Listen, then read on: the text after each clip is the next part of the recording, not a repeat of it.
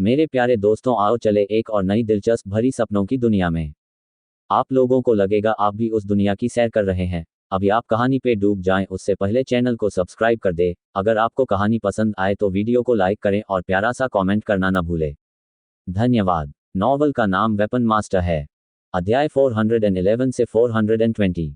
इस वर्ष के दौरान मिस म्यू यान की हालत बिल्कुल भी खराब नहीं हुई, विशेषकर उनका शरीर जो बिल्कुल भी सिकुड़ा नहीं। भाई तांग हुआन की देखभाल और उपचार बहुत अच्छा था। तंबू के अंदर कीगिंग एक बार फिर बैठ गई और मुस्कुराते हुए बोली, जी जी। 7 रंग वाले आत्मा चूहे ने अपने 2 छोटे पंजों से अपनी छाती थपथपाई और आत्मसंतुष्ट भाव प्रकट किया, मानो वह कह रहा हो कि वह ये सब अपने लिए कर रहा है। ये देखकर तांग हुआन अनजाने में हंस पड़ा। उसने अपना हाथ उठाया और 7 रंग वाले आत्मा चूहे के पतले मुंह पर चुटकी ली। ये वास्तव में इस छोटे साथी का प्रयास है। पूरे वर्ष के दौरान सूर्य अंतरिक्ष के अंदर 7 रंगीन आत्मा चूहे लगातार म्यू यान को सच्ची अग्नि आत्मा वसंत खिलाते रहेंगे। तभी उसका शरीर पूरी तरह से जीवन शक्ति से भर गया। 300 से अधिक दिनों के बाद लौकी में मौजूद सच्ची अग्नि आत्मा का झरना लगभग पूरी तरह से खत्म हो चुका था। लेडी कीगिंग, मैं अपने दोस्त को आपके पास छोड़ दूंगा। थोड़ी देर रुकने के बाद तांग हुआन ने कीगिंग की ओर देखा और पूछा, भाई तांग हुआन, चिंता मत करो। जिस क्षण हम इस स्थान पर लौटे, मैंने पहले ही कुछ लोगों को पवित्र आत्मा महाद्वीप में वापस लौटने के लिए कहा था। मैंने अनुमान लगाया कि कुछ ही दिनों में वह यूनिवर्स स्पिरिट रिंग लेकर आएगी। जब वह समय आएगा तो मैं व्यक्तिगत रूप से मिस म्यू यान को उसके बड़े प्रभु से मिलने के लिए भेजूंगा। जब आप पवित्र आत्मा महाद्वीप में आएंगे तो मैं ये सुनिश्चित करूंगा कि आप जिस व्यक्ति से मिलेंगे वह एक जीवंत मिस म्यू यान होगी। कीगिंग की खूबसूरत आंखें थोड़ी सिकुड़ गईं और उसके खूबसूरत चेहरे पर एक मोहक मुस्कान प्रकट हुई। धन्यवाद मिस कीगिंग। तांग हुआन ने किंग यंग को प्रणाम किया। कोट। लगभग आधे पौने घंटे के बाद तांग हुआन तंबू से बाहर चला गया। यदि तियान कबीला वास्तव में मदद करने के लिए तैयार था तो म्यू यान की आत्मा पर लगी चोटें निश्चित रूप से पूरी तरह से ठीक हो जाएंगी। दुर्भाग्यवश 1 वर्ष से अधिक समय बीत चुका था और बूढ़े मोटे के पत्र में तय समय सीमा लगभग समाप्त हो गई थी। यदि नहीं तो वे यूनिवर्स रिंग से होकर गुजर सकते थे और एक साथ तियान कबीले की ओर जा सकते थे। अब तियान कबीले में जाने की बात बूढ़े मोटे से मिलने के बाद ही चर्चा हो सकती थी। तांग हुआन ने जल्दी से खुद को संभाला, लेकिन जब वह तियान कबीले के निवास क्षेत्र से बाहर निकला तो वह दंग रह गया। लियू कियान ये, यांग डोंग और मेंग शियाओ शियाओ वास्तव में बाहर पहरा दे रहे थे, जबकि लियू कियान ये गर्म तवे पर चींटियों की तरह आगे पीछे घूम रहे थे और समय समय पर आहें भर रहे थे। भाई लियू, आप लोग, तांग हुआन बोले बिना न रह सका। इससे पहले कि वह बोलना समाप्त करता, लियू कियान ये कुछ कदम आगे बढ़ी और उत्सुकता से चिल्लाई, भाई तांग हुआन, तुम आखिरकार बाहर आ ही गए। क्या आप जानते हैं कि यू फेयान और शान शान लड़ रहे हैं? क्या? तांग हुआन दंग रह गई। उसे तब एहसास हुआ उसका चेहरा बदलने के अलावा कुछ नहीं कर सकता था। भाई लियू, ये कब हुआ? वह शुरू से ही जानता था कि शान शान और यू फेयान का रिश्ता उतना अच्छा नहीं था। अब लियू कियानये के हाव भाव को देखकर वह जानता था कि वे दोनों केवल संकेत का आदान प्रदान नहीं कर रहे थे। यू फेयान 8वें चरण के शिखर पर पहले से ही एक विशेषज्ञ था और उसकी ताकत अत्याचारी थी। वह संभवतः साधारण स्टेज 9 मार्शल सेंट के साथ प्रतिस्पर्धा कर सकता है। यद्यपि शेन शेन को 8वें चरण के मार्शल लॉर्ड्स तक पहुंचे हुए केवल 1 वर्ष से थोड़ा अधिक समय ही बीता था, लेकिन उसने पहले ही 7 शानदार स्टार प्लेट पर एक चरम यिन आत्मा शरीर को संघनित कर लिया था। उसकी ताकत शायद अब 8वें चरण के चरम पर थी और दिव्य आयुध के मोर पंख के साथ उसकी ताकत यू फेयन की तुलना में ज्यादा कमजोर नहीं होनी चाहिए। तांग हुआन का मानना था कि अगर वे लड़ भी गए तो भी वे वास्तव में एक दूसरे की जान नहीं लेंगे। यदि दोनों पक्षों के बीच ताकत में बहुत बड़ा अंतर होता तो दोनों के बीच लड़ाई इतनी खतरनाक नहीं होती। आखिरकार सबसे मजबूत पक्ष ही स्थिति को पूरी तरह से नियंत्रित कर सकता है। हालांकि यदि दोनों पक्ष समान रूप से मजबूत हों तो यह और भी खतरनाक होगा। ऐसी परिस्थितियों में उनमें से कोई भी पीछे नहीं हट पाएगा। इनमें से किसी भी दुर्घटना से एक पक्ष को गंभीर क्षति हो सकती है तथा यहां तक कि किसी की जान को भी खतरा हो सकता है।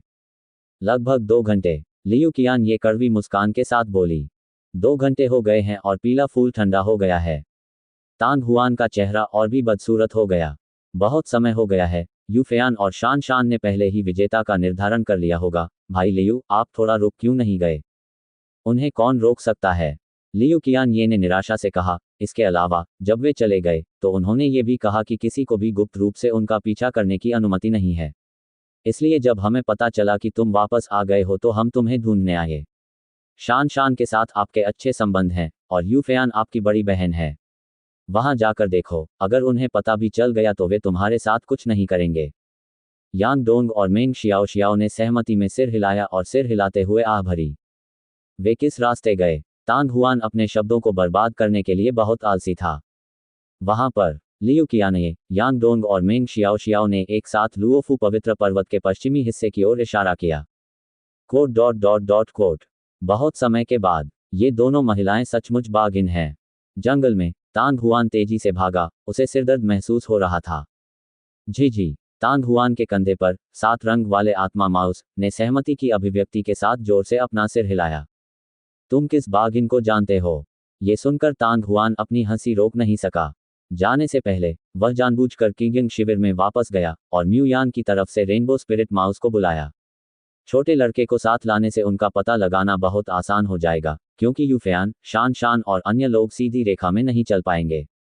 निश्चित रूप से कुछ ही समय बाद वे दोनों एक दूसरे से अलग होने लगे।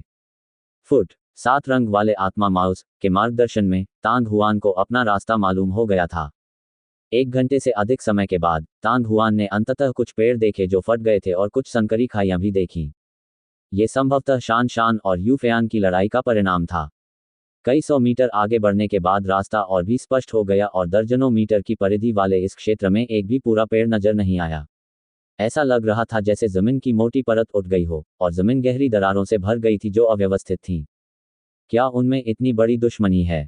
लड़ाई इतनी तीव्र क्यों है? इन निशानों को देखकर तांग हुआन मन ही मन चौंक गया। इससे पहले की लड़ाई में शान शान और यूफेयान ने संभवतः अपनी पूरी ताकत का इस्तेमाल किया होगा, अन्यथा वे ऐसे निशान नहीं छोड़ते। वे नहीं जानते थे कि वे कहां जा रहे हैं, इसलिए वे किसी भी वास्तविक खतरे में नहीं पड़ना चाहते थे। छोटे बच्चे, वे कहां चले गए? तांग हुआन चिंतित हो गया और चिल्लाया। जी। 7 रंग वाला आत्मा चूहा तुरंत तांग हुआन के कंधे से नीचे कूद गया और तेजी से उस क्षेत्र की ओर तैर गया। वह समय समय पर रुक जाता था, अपनी तीखी नाक हिलाता था। लगभग 1 दर्जन सांसों के बाद छोटा लड़का चिल्लाया और अपने छोटे पंजों से तांग हुआन को इशारा किया, फिर आगे बढ़कर बाहर निकल गया। तांग हुआन का शरीर प्रकाश की किरण की तरह था, उसकी गति अविश्वसनीय रूप से तेज थी। कुछ ही सांसों में वह पहले से ही 7 रंग वाले आत्मा माउस को पकड़ चुका था। हालांकि कुछ ही समय बाद तांग हुआन की अभिव्यक्ति बदल गई।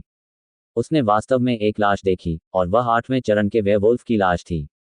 उसकी छाती पर घाव पूरी तरह से काला हो गया था और यह स्पष्ट था कि यह किसी आग्नेयास्त्र से किया गया घाव था। अंधेरी गहरी खाई में प्राचीन वृक्ष ऊंचे खड़े थे। मंद रोशनी के कारण यह काफी भयावह और डरावना लग रहा था। हा। अचानक एक जोरदार और कर्कश हंसी हवा में गूंज उठी। यूफेयान, शान शान, हालांकि आप दोनों स्टेज 9 मार्शल संत हैं, आप दोनों पक्षों पर भारी चोटें आई हैं, आपकी ताकत का 10% से भी कम हिस्सा बचा है। यदि आप अपनी साधना को बाधित करने के लिए तैयार हैं, तो न केवल मैं आपके जीवन को बख्श दूंगा, बल्कि मैं आपको लुओफू विश्व के पश्चिमी भाग में आत्मिक क्षेत्र तक ले जाने के लिए किसी को भी भेज सकता हूं। यदि नहीं, तो मुझे निर्दयी होने के लिए दोष न दें। वह 3 मीटर लंबा था और अतुलनीय रूप से लंबा और मजबूत था। उसकी आंखों में भी हल्की सुनहरी चमक चमक रही थी, लेकिन इस समय उसकी आंखें हिंसक और क्रूर हत्या के इरादे से भरी हुई थीं। उसका पूरा शरीर एक भयावह शक्ति से घिरा हुआ था। सुनहरे फर वाले भालू मैन से 20 से 30 मीटर दूर एक विशाल पेड़ के नीचे 2 आकृतियां धुंधली सी दिखाई दे रही थीं। एक लाल था और दूसरा काला। उनके चारों ओर दर्जनों आकृतियां थीं, लेकिन वे सभी अपना सिर बाहर निकालकर पेड़ों के पीछे छिप गईं। फेनलेई, वहां इतना शरारती मत बनो। यदि तुम आगे बढ़ना चाहते हो, तो अपना सिर मत छिपाओ और अपनी पूंछ मत दिखाओ, बस यहां आओ। यूफेयन जोर से हंस पड़ी। उसके हाथ में पकड़ा हुआ परशु सीधे फेनलेई नामक सुनहरे भालू आदमी की ओर इशारा कर रहा था। उसके सुंदर और मनोहर शरीर से एक आश्चर्यजनक प्रभावशाली क्यूई की ध्वनि निकल रही थी। अपनी ही खेती बर्बाद करोगे? कितने हास्यास्पद हैं, युवा मास्टर दानव कबीले, क्या ये सभी बुद्धिहीन मूर्ख हैं? शान जोर से हंसा, उसके शब्द उपहास और उपहास से भरे हुए थे। यूफेयन, शान, क्या आप जानते हैं कि ये क्या है? उसकी हथेली उसकी कमर से आगे बढ़ी और तुरंत ही उसकी उंगली के सिरे पर एक काली वस्तु प्रकट हुई। ये चपटा और गोल था, लगभग अखरोट के आकार का, और इसमें से घनी काली चमक निकल रही थी। दूर से देखने पर वह एक छोटे से ब्लैक होल जैसा दिखता था, मानो वह आसपास के सारे प्रकाश को निगल जाना चाहता हो। आत्मा का प्रतीक, यू फेयन ने ठंडी सांस ली। ये एक आत्मा रून है। फेन लेई भयावह ढंग से हंसा। अंततः वह ताइबाई स्पेस में एक कदम बहुत देर से पहुंचे। ताइबाई आत्मा शरीर को फेन हानशी ने छीन लिया था, फिर भी वह इस तरह शांत महाद्वीप में लौटने के लिए तैयार नहीं था। इस प्रकार 7 शानदार सितारा प्लेट को छोड़ने और लुओफू पवित्र पर्वत पर लौटने के बाद उन्होंने तुरंत बहुत सारे लोगों को इकट्ठा किया। वह मूल रूप से एमेथिस्ट किंग स्नैक को पकड़ना चाहता था, लेकिन अप्रत्याशित रूप से वह भयंकर जानवर को नहीं ढूंढ सका और पाया कि यूफेयान और शान शान दोनों घायल थे, खासकर तब जब वे दोनों पहले से ही स्टेज 9 मार्शल सेंट थे। उनकी छोटी उम्र और उनकी ताकत इतनी अत्याचारी होने के कारण अगर उन्हें और बढ़ने दिया गया तो वे भविष्य में दानव कबीले के महान दुश्मन बन जाएंगे। अब जब उसे अंततः इतना अच्छा अवसर मिल गया था तो फेनलेई इसे कैसे जाने दे सकता था। यदि वह इन 2 प्रतिभाशाली लड़कियों को मार सकता है जो मानव कबीले की युवा पीढ़ी में सबसे उत्कृष्ट थीं, तो दानव कबीले में उसकी स्थिति निश्चित रूप से स्थिर हो जाएगी। भले ही फेन हान ने पहले ही ताइबाई आत्मा शरीर प्राप्त कर लिया हो, फिर भी वह उसके खिलाफ जीतने में सक्षम नहीं होगा। इसलिए उसने तुरंत अपना विचार बदल दिया और यूफेयान और शान शान को घेर लिया। हालांकि उसे यह उम्मीद नहीं थी कि भले ही शान शान और उसका प्रतिद्वंद्वी दोनों घायल हो गए थे, फिर भी उन दोनों में अत्याचारी ताकत थी। 8वें चरण के कई राक्षसी कमांडर रास्ते में ही मर गए थे और उनमें से एक 8वें चरण के शिखर पर एक ईगलमैन भी था। मैं मूल रूप से इस आत्मा प्रतीक का उपयोग नहीं करना चाहता था, लेकिन चूंकि आप मौत को आमंत्रित कर रहे हैं तो मैं विनम्र नहीं रहूंगा। एक दिव्य शस्त्र मंडप के मंडप मास्टर की पोती है, दूसरी ग्लोरी सेक्रेड टेम्पल की वर्तमान मास्टर है। उनका दर्जा महान है और दोनों के बीच अंतर बताना कठिन है, लेकिन केवल एक ही आत्मा प्रतीक है। आप में से मुझे किसका उपयोग करना चाहिए? दुष्ट प्राणी, बेहतर है कि तुम इसका आनंद अपने लिए ही लो। अचानक उदास जंगल में बिजली की गड़गड़ाहट जैसी एक विस्फोटक चीख फूट पड़ी। फेन लेई चौंक गई और अचानक पीछे मुड़कर देखने लगी। उसकी दृष्टि की रेखा में एक काली छाया भूत जैसी दिखाई दी, जो वास्तव में उससे 10 मीटर से भी कम दूरी पर थी। लेकिन इससे पहले कि वह काले व्यक्ति का चेहरा स्पष्ट रूप से देख पाता, एक लाल प्रकाश उसकी पुतलियों में तेजी से फैल गया, उसी तरह बिना किसी ध्वनि के। गर्जन। फेन लेई के पास अब आत्मा प्रतीक को सक्रिय करने का समय नहीं था। वह गुस्से से दहाड़ा, एक हाथ से उसे अपनी कमर में ठूंस लिया और दूसरे हाथ से उसने लंबे ब्लेड को जमीन पर उठाया और बिजली की गति से उसने लाल बत्ती का स्वागत किया। सुनहरे ब्लेड की चौड़ाई एक दरवाजे जितनी थी, जो शून्य को चीरती हुई एक तीखी गर्जना को उकसा रही थी। एक तीव्र इरादे ने तुरंत हवा को भर दिया, जैसे कि एक विशाल पर्वत सीधे उसके सामने था और ब्लेड द्वारा 2 हिस्सों में भी काटा जा सकता था। क्लैंग। फेन लेई के हाथ में लंबी तलवार वास्तव में ऊपर उछल गई थी और उसके दूसरे हाथ ने भी जल्दी से मूठ पकड़ ली थी। यही कारण था कि उसने उसे अपने हाथ से उड़ने नहीं दिया। हालांकि जब हथियार भयंकर रूप से टकराए तो विपरीत दिशा से एक भयंकर और भीषण गर्मी की लहर उठी। फेन लेई को ऐसा महसूस हुआ जैसे उसका शरीर पिघल जाएगा और वह लगातार पीछे हटने के अलावा कुछ नहीं कर सका।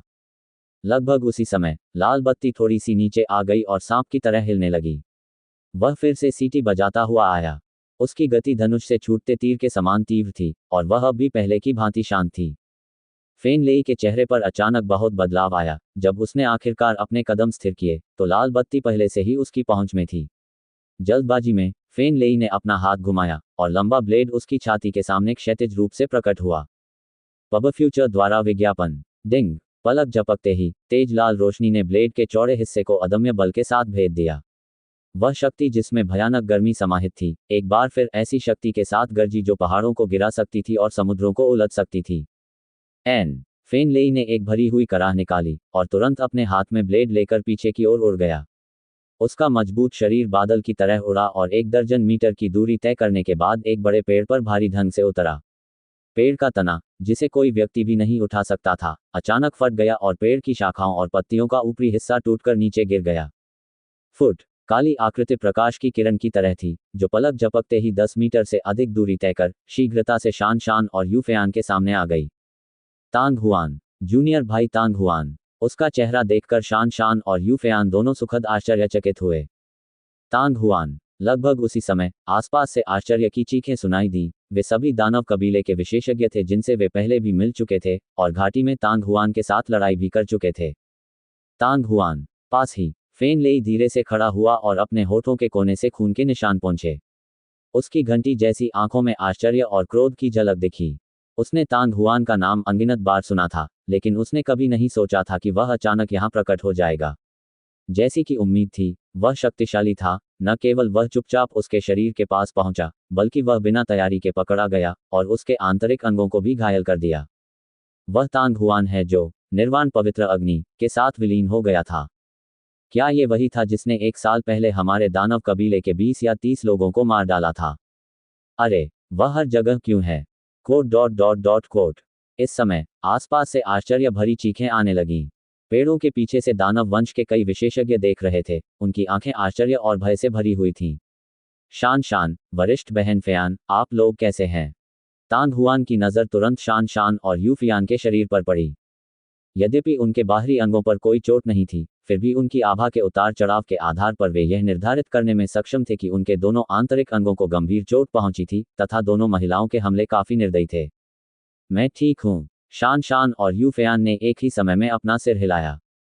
एक बार जब उन्होंने ऐसा कहा, तो उन्होंने एक दूसरे की ओर देखा और एक साथ नाक भान सिकोड़ी। एक पल के बाद शान को कुछ याद आया और उसने अपनी भौहें सिकोड़ ली। तांग हुआन, तुम उसे सीनियर बहन क्यों कहती हो? यह महिला कब से आपकी बड़ी बहन हो गई? तांग हुआन और मैं दोनों ही हथियार शोधक से हैं और हम उनसे उम्र में बड़े भी हैं, इसलिए हमने उनसे पहले टूल्स मेथड हॉल में प्रवेश किया। तो बेशक हम उसकी वरिष्ठ बहनें हैं। यूफेयन ने शान की ओर तिरछी नजर डाली। उसकी खूबसूरत फीनिक्स जैसी आंखों में वास्तव में थोड़ी संतुष्टि थी। क्या मजाक है? तांग हुआन की बड़ी बहन बनने के लिए आपके पास क्या योग्यता है? शान ने व्यंग्यात्मक लहजे में कहा। तांग हुआन 5 महान आध्यात्मिक अग्नि में से एक, निर्वाण पवित्र अग्नि के साथ विलीन हो गई है, और आप जिसके साथ विलीन हुए हैं वह सिर्फ साधारण सच्ची अग्नि है। तांग हुआन ने माजी तलवार घाटी से 108 तलवार मुहर प्राप्त की, और आप अभी तक तलवार शिल्प घाटियों में भी नहीं गए हैं। लेकिन टूल्स मेथड हॉल में तांग हुआन 36 दिन रहे और आप केवल 20 दिन ही रहे हैं। चरण 1 के मार्शल शिष्य से लेकर 8वें चरण के मार्शल भगवान तक तांग हुआन ने केवल 1 वर्ष से भी कम समय तक साधना की है, और आप अभी भी केवल 8वें चरण के मार्शल भगवान हैं। शान तले हुए पॉपकॉर्न की तरह था। उसने इतनी लंबी स्ट्रिंग निकाली जिससे तांग हुआन हक्का बक्का रह गया। उसकी जबान इतनी तीखी कैसे हो सकती है? आप ठीक कह रहे हैं। यूफेयन ने अपनी फीनिक्स जैसी आंखें थोड़ी सिकोड़ते हुए कहा। कनिष्ठ भाई तांग हुआन, क्यों न मैं अपनी साधना रोककर तुम्हारे साथ युद्ध करूं? अगर मैं जीत गया तो भी आप मेरे कनिष्ठ भाई रहेंगे, और अगर आप जीत गए तो मैं आपको वरिष्ठ भाई कह सकता हूं। ठीक है, चलो इसे करते हैं। जैसे ही उसने बोलना समाप्त किया, यूफेयन ने वास्तव में खुशी में अपने सीने पर हाथ मार लिया। यूफेयन, क्या तुम्हें अब भी कोई शर्म है? शान ने अपने दांत पीस लिए। अरे शान, तुम इतने उत्साहित क्यों हो? यूफेयन ने शान पर एक नज़र डाली और अपने होठों को मोड़ते हुए कहा। तांग हुआन और मेरे नाम का तुमसे क्या लेना देना है? आप? शान अवाक था। हाँ, मैं समझ गया। मुझे मत बताओ कि तुम्हें मेरा ये छोटा भाई तांग हुआन पसंद है। यूफेयन की चमकदार काली आंखें घूम गईं और फिर जोर से हंस पड़ी। अगर मुझे सही से याद है तो एक महिला ने उस समय विश्वास के साथ कहा था कि वह तब तक शादी नहीं करेगी जब तक कि उसे उसका बड़ा भाई नहीं मिल जाता, फिर वह अब इसे क्यों नहीं रोक सकती? बकवास। यूफेयान, अपना बदबूदार मुंह बंद करो। शान का सुंदर चेहरा तुरंत लाल हो गया और वह अतुलनीय रूप से क्रोधित और शर्मिंदा हो गई। मैं शर्मिंदगी से बहुत गुस्से में हूँ। ऐसा लगता है कि मैं सचमुच लक्ष्य पर पहुंच गया हूँ। हा। कोट। आसपास के दानव कबीले के विशेषज्ञ ये दृश्य देखकर अचंभित रह गए। शुरुआत में शान और शान ने तब तक लड़ाई की थी जब तक कि आसमान धुंधला नहीं हो गया था, मानो वे दूसरे पक्ष को मारना चाहते थे। लेकिन जैसे ही वे प्रकट हुई, इन दो महिलाओं ने, जो एक ही दुश्मन के प्रति गहरी दुश्मनी रखती थीं, दुश्मन की रक्षा के लिए हाथ मिला लिया। लेकिन जब तांग हुआन प्रकट हुई तो उन्होंने फिर से गाली देना और झगड़ना शुरू कर दिया। बस, क्या आपकी बात खत्म हो गई? तांग हुआन का चेहरा और अधिक काला होता गया। थोड़ी देर बाद वह इसे और सहन नहीं कर सका और अचानक गुस्से में चिल्लाया, मैं खत्म हो गया, चलो यहीं रुकें और आराम करें। ऐसे समय में भी इन दोनों महिलाओं में झगड़ा करने का मूड कैसे हो सकता है?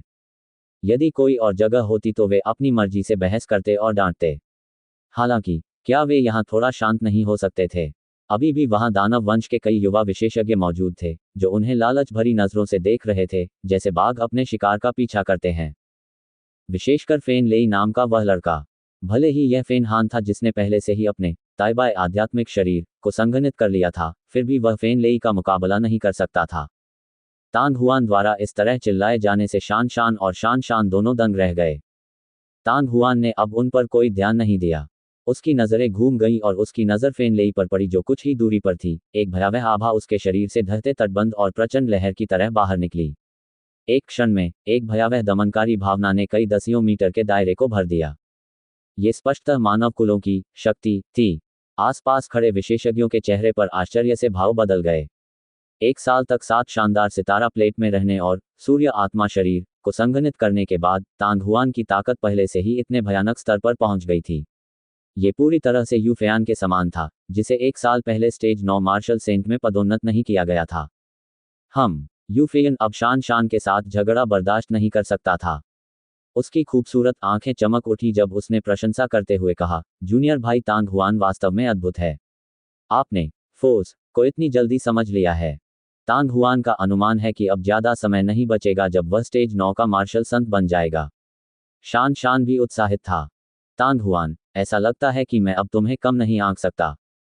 इसके तुरंत बाद उसका मूल रूप से मजबूत और सुदृढ़ शरीर वास्तव में एक बार फिर से फैल गया। पलक झपकते ही उसका 3 मीटर लंबा शरीर 1 मीटर और ऊंचा हो गया, जिससे वह किसी प्राचीन पशु जैसा दिखने लगा। मारना। अगले ही क्षण फेन लेई दहाड़ उठा और वास्तव में तांग हुआन की भयावह आभा का बलपूर्वक सामना करते हुए अपनी लंबी तलवार लहराई और आगे बढ़ गया।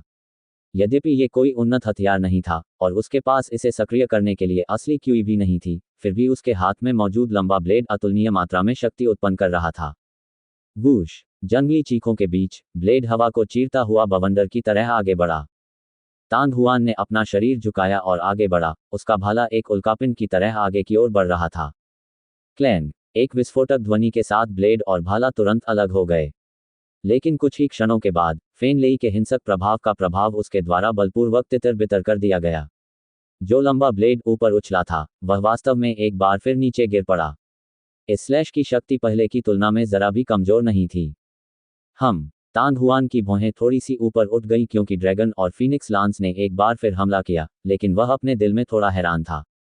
इस जलते हुए थंडर के शरीर के विस्तार के बाद वह जो शक्ति मुक्त कर सकता था वह वास्तव में उस वास्तविक क्यूई से थोड़ा भी कम नहीं थी जिसे उसने चरम सीमा तक सक्रिय किया था।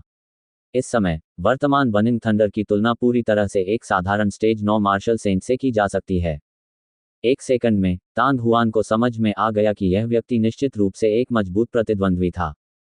सौभाग्य से वे अब उससे मिल चुके थे, अन्यथा 1 साल पहले तांग हुआन उसका मुकाबला नहीं कर सकता था। ये सौभाग्य की बात थी कि उसने कोई आत्मिक शरीर नहीं लिया, अन्यथा तांग हुआन शायद इस समय उसका मुकाबला नहीं कर पाती। हालांकि भले ही फेन लेई मजबूत था, तांग हुआन थोड़ा भी डर नहीं रहा था। उसके सीने में उसकी लड़ाकू भावना उबलने लगी। क्लैंग। एक और धरती हिला देने वाली बजने वाली ध्वनि के बाद तांग हुआन के ड्रैगन फीनिक्स भाले और फेन लेई के मोटे और लंबे ब्लेड एक बार फिर अलग हो गए, लेकिन एक पल में उन्होंने इतनी गति से हमला किया कि नग्न आंखों से पकड़ना मुश्किल था। झनकार। क्लैंग। एक के बाद एक टकराव की तीव्र आवाजें उठने लगी। ड्रैगन और फीनिक्स भाले और लंबे ब्लेड लगातार एक दूसरे से टकरा रहे थे। हिंसक और क्रूर शक्ति क्यूई ने कहर बरपाया, लगातार पेड़ों को टुकड़े टुकड़े कर दिया। भयावह गर्मी प्रचंड लहरों की तरह फैल गई और यह छोटा सा क्षेत्र भट्टी बन गया प्रतीत हुआ। चाहे वह तांग हुआन हो या बर्निंग थंडर, उन दोनों ने पहले ही अपने तरीकों को पूरी तरह से प्रदर्शित कर दिया था। गहरी खाई और जंगल के अंधेरे में केवल 2 आकृतियां बिजली की तरह तेजी से चलती हुई दिखाई दे रही थीं। कई प्रतिरूप प्रकट हो रहे थे, लेकिन वे तुरंत ही शक्ति क्यूई द्वारा चकनाचूर हो गए।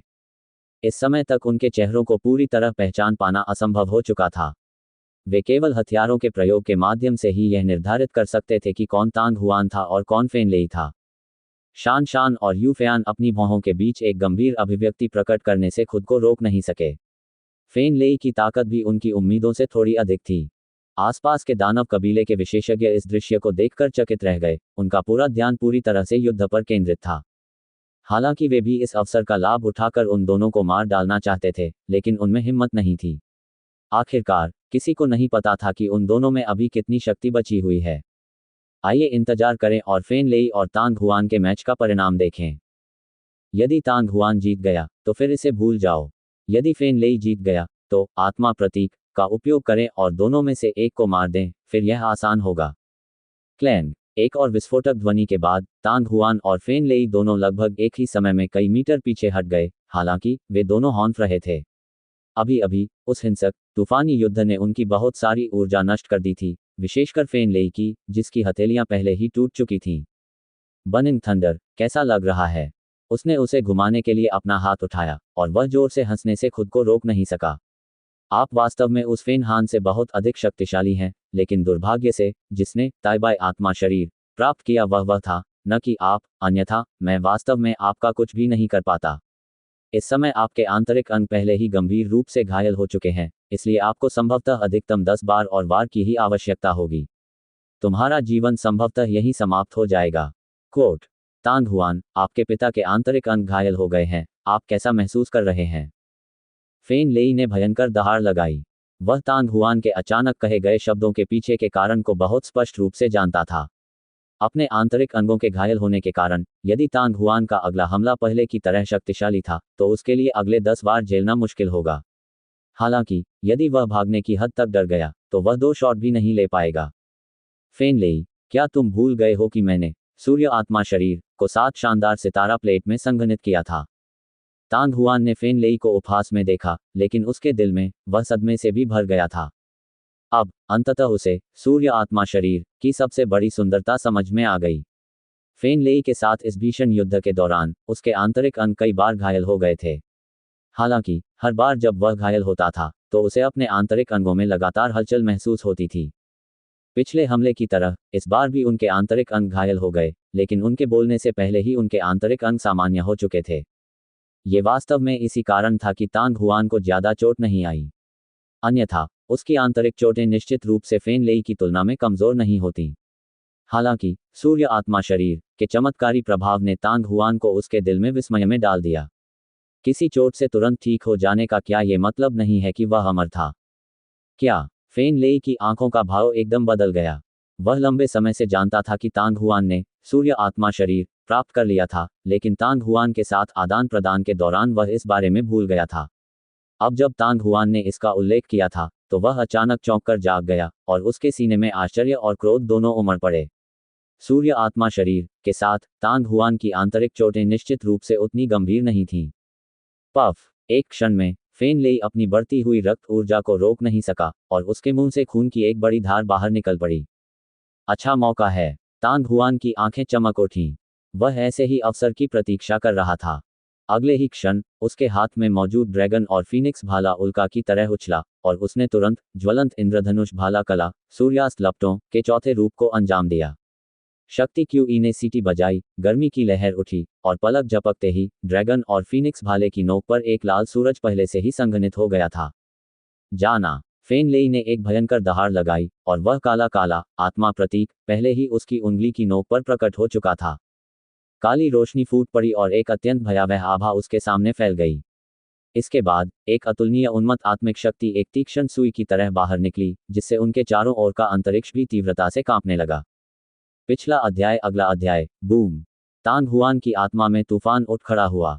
कुछ दिनों के बाद उसे एक बार फिर इस आत्मा प्रतीक के कारण आत्मा का आक्रमण सहना पड़ा।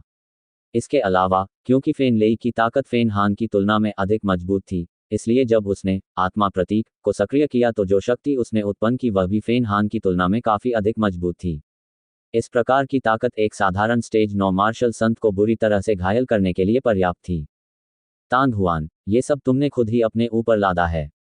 फेन लेई खिलखिलाकर हंसा। हालांकि उस क्षण के बाद उसकी हंसी अचानक बंद हो गई। उसकी तांबे की घंटी जैसी आंखें भी सदमे से भरी हुई थीं, जिसे छिपाना मुश्किल था। उसे अचानक एहसास हुआ कि हालांकि तांग हुआन की आत्मा पर भयंकर हमले हो रहे थे, लेकिन उसके हमलों में कमी आने का कोई संकेत नहीं दिख रहा था। लाल सूरज आसमान से गिरते उल्कापिंड की तरह था, जो तांग हुआन के भाले की नोक से गर्जना करते हुए एक लंबी लपट खींच रहा था।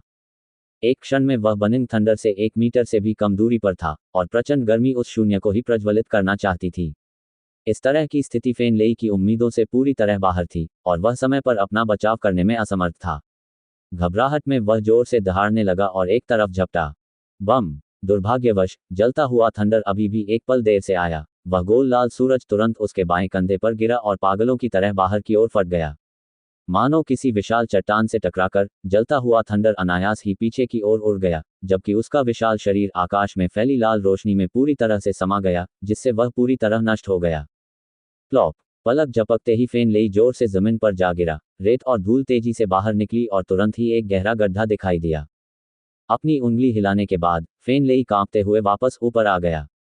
उसका शरीर पहले से ही काला पड़ चुका था और उसकी त्वचा जख्मी हो चुकी थी। हालांकि इससे पहले कि वह गड्ढे से बाहर कूद पाता, एक चमकदार लाल रोशनी धुंधली धूल को भेदती हुई बिजली की गति से फेन लेई की छाती में घुस गई। इसके तुरंत बाद तांग हुआन की आकृति फेन लेई की दृष्टि में प्रकट हुई। आप क्यों? फेन लेई के गले से कुछ कठिन शब्द निकले और उसकी आंखें अविश्वास और अविश्वास से भर गईं।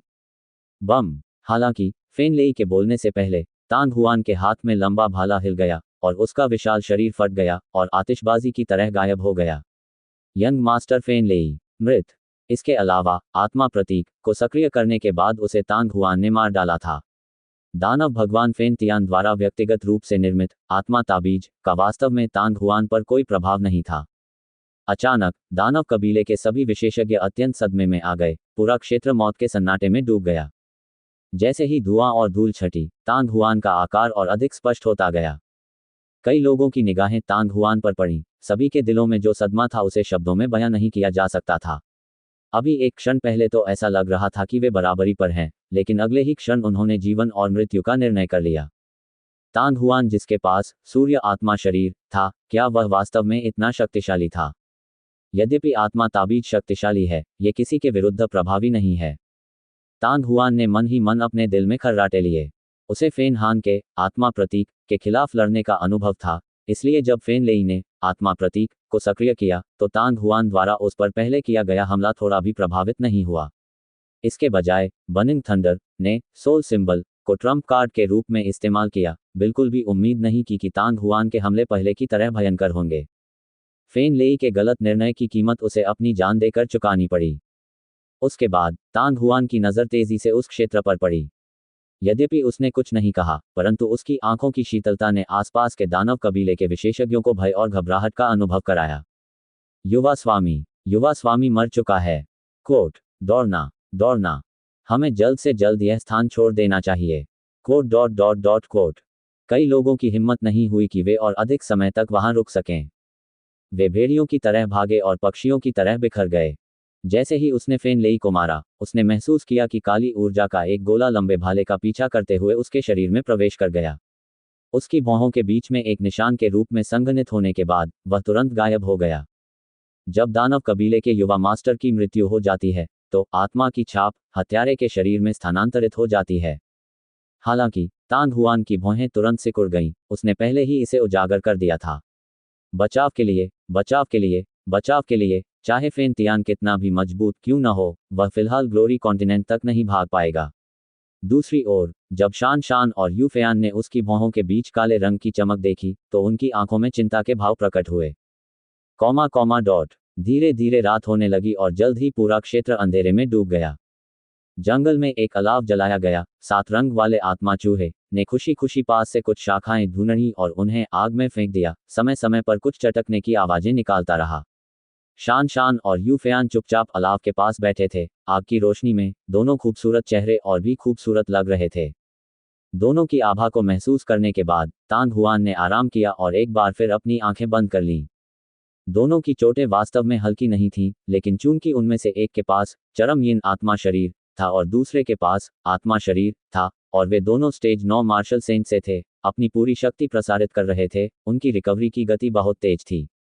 आधे दिन से भी कम समय में उनकी आभा स्थिर हो गई। अनजाने में तांग हुआन ने स्वर्ग और पृथ्वी के साथ संवाद करने की आध्यात्मिक कला को भी अपनी सीमा तक सक्रिय कर दिया था। चाहे वह 9 यांग दिव्य भट्टी हो या 5 रंग आध्यात्मिक गोलियां, वे सभी बहुत तेज गति से घूम रहे थे। हालांकि तांग हुआन ने ऐसा इसलिए नहीं किया क्योंकि वह साधना करना चाहता था, बल्कि इसलिए कि वह अपने सूर्य आत्मा शरीर को समझना चाहता था। तांग हुआन ने अपना दिल शांत किया और अत्यंत एकाग्र हो गया। कुछ ही समय बाद तांग हुआन ने पाया कि उसके शरीर की प्रत्येक कोशिका और तंत्रिका अतुलनीय रूप से सक्रिय हो गई थी। उन्हें तो ये भी महसूस हुआ कि यदि उनकी मांसपेशियों का एक बड़ा हिस्सा काट भी दिया जाए तो भी वे बहुत ही कम समय में पुनः विकसित हो जाएंगी। यह एहसास अविश्वसनीय रूप से अद्भुत था। तांग हुआन तुरंत चुपचाप इसमें डूब गया। 7 आत्माओं में से प्रत्येक की अपनी अनूठी विशेषताएं हैं। मुझे आश्चर्य है कि शान के एक्सट्रीम यिन स्पिरिट बॉडी और सीनियर सिस्टर फेयान के स्पिरिट बॉडी में किस तरह के चमत्कार हैं। एक अज्ञात समयावधि के बाद तांग हुआन को अंततः होश आ गया। जैसे ही यह विचार उसके मन में कौंधा, उसकी आंखें भी खुल गईं। अलाव पहले ही किसी समय बुझ चुका था और 7 रंगों वाला आत्मा चूहा तांग हुआन के कंधे पर गहरी नींद में सो रहा था। हालांकि चारों ओर देखने के बाद तांग हुआन दंग रह गया। शान शान और यू फेयान वास्तव में बिना किसी निशान के गायब हो गए थे। मुझे मत बताना कि ये दोनों लड़कियां फिर से लड़ रही हैं। तांग हुआन का चेहरा थोड़ा बदल गया क्योंकि वह अचानक उछल पड़ा। उसके कंधे पर 7 रंग वाला आत्मा चूहा भी जाग गया था।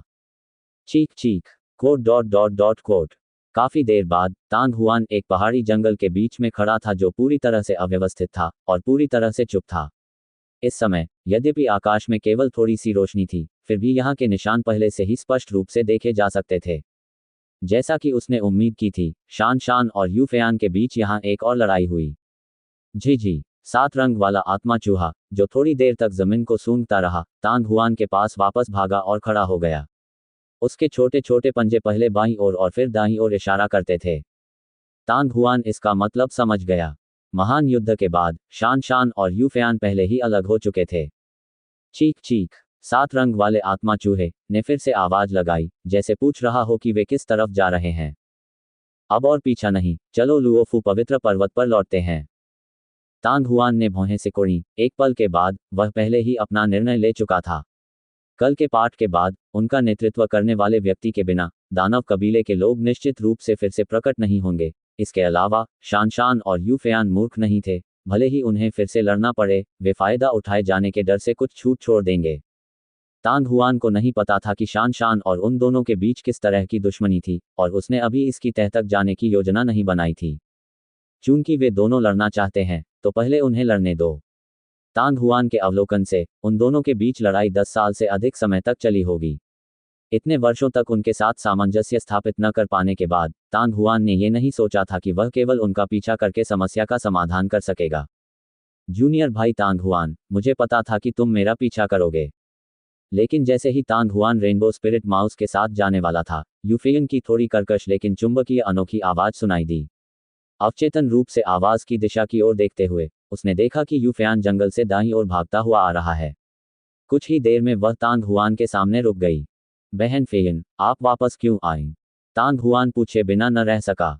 वरिष्ठ बहन, मैं स्वर्गीय फोजिंग शहर लौटने की योजना बना रही थी, इसलिए मैं आपसे विदाई लेने वापस आई। यू फेयन जोर से हंसा। जूनियर भाई तांग हुआन, क्या आप उस स्वर्ग सीढ़ी को फिर से आजमाने की योजना बना रहे हैं? बिल्कुल। तांग हुआन ने अवचेतन रूप से सिर हिलाया। यू फेयन की अभिव्यक्ति सीधी हो गई जब उसने धीरे से कहा, जूनियर भाई तांग हुआन, चूंकि आपके पास पहले से ही एक सूर्य आत्मा शरीर है और आपने मार्शल संत की शक्ति को भी समझ लिया है, इसलिए वह आत्मा बीज वास्तव में आपके लिए बहुत बुरा नहीं है। हालांकि चूंकि हम यहाँ आत्मिक बीज के लिए हैं, इसलिए हम खाली हाथ नहीं लौट सकते। इसके अलावा स्वर्ग की सीढ़ी पर चढ़ना और एक्सट्रीम स्पिरिट पैलेस में प्रवेश करना भी प्रशिक्षण का एक बहुत अच्छा तरीका है। इसे चूकना अफसोस की बात है। हालांकि एक बात है जो मुझे उम्मीद है कि जूनियर याद रखेगा। जब हम चरम आध्यात्मिक महल में आत्मिक बीज प्राप्त करते हैं, तो चाहे प्रलोभन कितना भी बड़ा क्यों न हो, आपको फिर भी अपने हृदय की रक्षा करनी होगी और थोड़ा भी विचलित नहीं होना चाहिए। कोट। समझा। धन्यवाद वरिष्ठ बहन। हालांकि तांग हुआन को यू फेयन के शब्दों के पीछे का अर्थ समझ में नहीं आया, फिर भी उसे उसके शब्द याद थे। ठीक है, मैं जा रहा हूं। उस औरत से दूर रहना ही बेहतर है।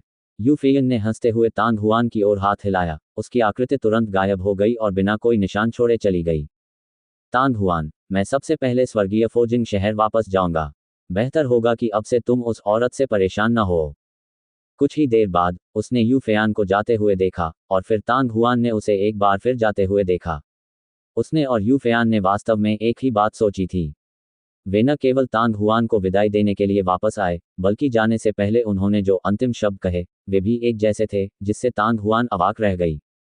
छोटे बच्चे, अब हमारे भी जाने का समय हो गया है। पलक झपकते ही शान शान का सुंदर रूप उसकी नजरों से ओझल हो गया। तांग हुआन को असमंजस की स्थिति महसूस हुई, लेकिन उसने तुरंत अपने आप को संभाला और लुओफू पवित्र पर्वत की ओर चल पड़ा। दानव कबीले के युवा स्वामी फेन लेई को तांग हुआन ने मार डाला था। जैसे ही यह खबर प्रसारित हुई, लुओफू संत के पहाड़ का तल तुरंत हिल गया। तीनों परिवारों के कई युवा विशेषज्ञ तांग हुआन की ताकत देखकर हैरान रह गए। दानव वंश के अनेक राजाओं में से फेन लेई सबसे शक्तिशाली था। भले ही फेन हान ने ताइबाई आत्मा शरीर प्राप्त कर लिया हो, फिर भी वह फेन लेई के खिलाफ मुकाबला करने में सक्षम नहीं हो सकता। लेकिन अब फेन लेई वास्तव में तांग हुआन द्वारा मारा गया था, इसलिए तांग हुआन की ताकत की कल्पना की जा सकती थी। इसके अलावा तांग हुआन के साहस ने अन्य लोगों को भी अवाक कर दिया। दानव कबीले के प्रत्येक युवा स्वामी की आत्मा में एक आत्मा छाप अंकित होती है। एक बार हत्या हो जाने पर आत्मा की छाप हत्यारे के शरीर में स्थानांतरित हो जाती थी। इस तरह फेन तियान कभी भी कहीं भी अपराधी की दिशा को महसूस कर सकता था और उसे व्यक्तिगत रूप से मार सकता था या उसे मारने के लिए लोगों को भेज सकता था। लुओफू वर्ल्ड में स्वाभाविक रूप से चिंता करने की कोई आवश्यकता नहीं थी, लेकिन बाहर तांग हुआन खतरे में था। आखिरकार तांग हुआन के लिए अपने पूरे जीवन के लिए स्वर्गीय फोजिंग सिटी में रहना और अपने पूरे जीवन के लिए वहां से न जाना असंभव था। फेन तियान दानव कबीले के युवा स्वामियों के बीच आंतरिक कलह को गंभीरता से नहीं लेगा, लेकिन चूंकि दानव कबीले के युवा स्वामी की हत्या मानव कबीले द्वारा की गई थी, तो फेन तियान इसे कैसे अनदेखा कर सकता था। इससे पहले कि कोई भी आश्चर्य से अपनी बात कह पाता, तांग हुआन पहले ही लुओफू सेंट के पैर में सुरक्षित क्षेत्र में लौट आया था। अगले दिन की सुबह यूफेयन के नेतृत्व का अनुसरण करते हुए तांग हुआन इत्मीनान से 98वें स्वर्ग की सीढ़ी पर चढ़ गया और एक बार फिर आकाश स्तंभ के चारों ओर 3 कुलों के आवासों को प्रज्वलित कर दिया। जब तांग हुआन ने स्वर्ग की सीढ़ी पर कदम रखा, तो उसने पाया कि स्वर्ग की सीढ़ी के नीचे लोगों का एक समुद्र था। विस्मयादिबोधक ध्वनि एक विशाल ध्वनि तरंग में परिवर्तित हो गई थी, जो लुओफू सेंट पर्वत के ऊपर हवा में आगे पीछे गूंज रही थी। भीड़ की चौकस निगाहों के सामने तांग हुआन, जो लंबे समय से 98वें स्वर्ग सीढ़ी के शीर्ष पर खड़ा था, अचानक बैठ गया। थोड़ी देर के बाद तांग हुआन की आकृति पूरी तरह से गायब हो गई थी और जिस स्थान पर वह बैठा था, वहां घने 5 रंग की गंध थी जो बादलों की तरह घूम रही थी। पलक झपकते ही 7 दिन बीत गए। सुबह सुबह 3 मानव कबीले स्वर्ग की सीढ़ी के नीचे पहुंचे। ये तांग हुआन वास्तव में डरावना है, एक दुबले पतले युवक ने भावुक होकर कहा। इस लुओफू वर्ल्ड में कुछ सालों से रह रहे अन्य लोग केवल 50 से 60 के स्तर तक ही पहुंच पाते, लेकिन उसने अच्छा प्रदर्शन किया। पहली बार लेवल 72 था और दूसरी बार लेवल 98 था। मैं केवल अंतिम चरण से चूक गया हूं। जब पीले रंग की पोशाक में एक लड़की ने यह सुना, तो वह खुद को आश्चर्यचकित हुए बिना नहीं रह सकी। अगर गिनती की जाए तो वह पहले से ही 7 दिनों से लगातार स्वर्ग की सीढ़ी पर रह रहा है ना? मुझे आश्चर्य है कि वह कब उस अंतिम चरण को पार कर सकेगा, शिखर तक पहुंच सकेगा, चरम आध्यात्मिक महल में प्रवेश कर सकेगा तथा आत्मिक बीज प्राप्त कर सकेगा। कोट, ये कहना कठिन है। यूफेयन को 98वें कदम पर काफी देर तक रुकना पड़ा। पिछले वर्ष की 7 शानदार सितारा प्लेट के प्रदर्शित होने के दिन तक ही वह 99वीं सीढ़ी पार करने और पर्वत के शिखर तक पहुंचने में सफल हो सका था। जो बोल रही थी वह भी हरे रंग के कपड़े पहने एक युवा महिला थी, जो बहुत आकर्षक और सुंदर लग रही थी। जब उसने यूफेयन का जिक्र किया तो उसकी भौहें श्रद्धा और प्रशंसा से भर गईं। तांग हुआन, दुबले पतले आदमी ने अपनी आंखें स्वर्ग की सीढ़ी के अंत की ओर उठाईं। जैसे ही उसके मुंह से 2 शब्द स्वादिष्ट निकले, उसकी आवाज अचानक बंद हो गई और उसकी आंखें कुछ सुस्त हो गईं। दुबले पतले आदमी के हाव भाव देखकर दोनों महिलाओं ने अवचेतन रूप से उसकी निगाहों का अनुसरण किया। तांग हुआन कहाँ है? एक क्षण के बाद पीले कपड़े पहने महिला धीमी आवाज में चिल्लाने से खुद को रोक नहीं सकी। क्या ये हो सकता है कि वह नीचे आया हो? हरे वस्त्र पहने महिला कुछ क्षण तक स्तब्ध रही, फिर कुछ बुदबुदाए। वह नीचे नहीं आया, वह ऊपर चला गया, वह ऊपर चला गया। दुबला पतला आदमी अचानक उत्साह में चिल्लाया। वह वास्तव में नाच रहा था और उसकी आंखें उत्साह से भरी हुई थीं। कोट। वे ऊपर चले गए। तांग हुआन ने एक्सट्रीम स्पिरिट पैलेस के रहने वाले क्षेत्र में प्रवेश किया, जो तियान कबीले के एक शिविर के भीतर था। किंगिंग चिल्लाई और उसकी खूबसूरत आंखों में आश्चर्य की झलक देखी जा सकती थी। इतनी तेजी! क्या उन्होंने यह नहीं कहा था कि 7 दिन पहले ही उन्होंने 98वें स्वर्ग की सीढ़ी पर कदम रखा था? कोट, यहां तक कि यूफेयान को भी अंतिम सीढ़ी पर सफलतापूर्वक कदम रखने के लिए बहुत समय लगाना पड़ा। लेकिन तांग हुआन, उसने तो केवल 7 दिन ही बिताए थे। आकाशीय सीढ़ी से गुजरना इतना आसान कैसे हो गया? स्नो सॉन्ग, आप उनकी तुलना इस तरह नहीं कर सकते। किंग यंग अपने होश में वापस आई और फूट फूट कर हंसी। यूफेयन इतने लंबे समय तक स्काई स्टेवे पर 98 स्तर पर इसलिए रुकी थी क्योंकि वह अपनी मार्शल मंशा को अधिकतम तक प्रशिक्षित करना चाहती थी। अन्यथा वह बहुत पहले ही एक्सट्रीम स्पिरिट पैलेस में प्रवेश कर चुकी होती। फिर भी यह अभी भी बहुत तेज है। क्या ये सूर्य आत्मा शरीर के कारण हो सकता है? चौ शुआंग ने आश्चर्य से पूछा। इसका सूर्य आत्मा शरीर से कोई लेना देना नहीं होना चाहिए। हालांकि ऐसा कहा जाता है कि सूर्य आत्मा शरीर प्राप्त करने की प्रक्रिया के दौरान उन्होंने पहले ही मार्शल संत की शक्ति को समझ लिया था। ऐसी अवस्था में यदि उसके पास आत्मिक बीज नहीं भी हो तो भी वह मार्शल संत में प्रवेश कर सकता है। वह पवित्र पर्वत की चोटी पर इतनी शीघ्रता से पहुंच सका, इसका कारण संभवतः लागू करना शब्द की उसकी समझ ही थी। यू फेयन शान शान एक एक करके स्टेज 9 मार्शल सेंट बन गया है और तांग हुआन भी स्टेज 9 मार्शल सेंट से ज्यादा दूर नहीं है, इसलिए मुझे जल्दी से वहां पहुंचना होगा। आप अपने साथ यूनिवर्स स्पिरिट रिंग लाए हैं। आप किसी भी समय म्यू यान को यहां से बाहर ले जा सकते हैं। जब तांग हुआन स्वर्ग की सीढ़ी से नीचे उतरेगा तो मैं तुम्हारे पीछे उड़ते बादल शहर तक जाऊंगा और कानून संत क्षेत्र में प्रवेश करने की कोशिश करूंगा। Quote dot dot dot quote. Tang Huan quote. दानव कबीले के निवास क्षेत्र में एक दानव व्यक्ति ने अपने दांत पीसते हुए कुछ बार नाम दोहराया। उसका चेहरा बहुत उदास था। केवल वह ही नहीं, दैत्य वंश के अन्य सभी विशेषज्ञों के चेहरे पर भी यही भाव थे। शिविर के अंदर शीघ्र ही सन्नाटा छा गया। सूर्य आत्मा शरीर को संघनित करने और 7 शानदार सितारा प्लेट को छोड़ने के बाद वह एक बार फिर लुओफू पवित्र पर्वत पर चढ़ गया और चरम आत्मा महल में प्रवेश किया। ये तांग हुआन वास्तव में स्वर्ग का पसंदीदा बच्चा है, शायद मानव कबीले के पिछले 1000 वर्षों में पैदा हुआ सबसे कम उम्र का 9वां चरण मार्शल संत है।